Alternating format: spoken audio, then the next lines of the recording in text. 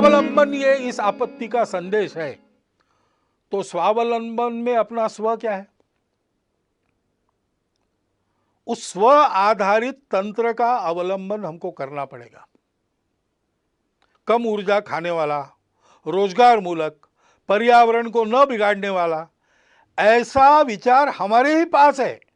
उसके आधार पर एक युगानुकूल रचना अपने अर्थनीति की, अपने विकास नीति की, अपने तांत्रिकी की हमको करनी पड़ेगी। आधुनिक विज्ञान के आधार पर इसमें जो जो अद्यतन सहायक होता है वो लेते हुए परंपरा के आधार पर जो आज सुसंदर्भित है, इस संकट के कारण फिर से एक बार हमको याद आ रहा है, उन दोनों को मिलाते हुए हमको एक नए विकास के मॉडल का निर्माण करना पड़ेगा। हमको करना पड़ेगा, यानी कौन करेगा? शासन को विचार करना पड़ेगा, प्रशासन को विचार करना पड़ेगा। लेकिन मात्र इन दोनों के करने से नहीं होता, समाज को भी इसमें कुछ करना पड़ता है। समाज को स्व का अवलंबन करना पड़ेगा। यहां की बनी वस्तुएं जहां तक संभव है उन्हीं का उपयोग करेंगे। यहां जो बनता नहीं, बिना उसके जीवन चलता है तो बिना उसके चलाएंगे।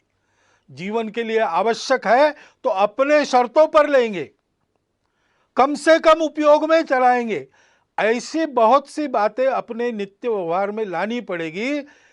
अपने अपने व्यक्तिगत और परिवार के व्यवहार में हम लोगों को स्वदेशी का आचरण करना पड़ेगा।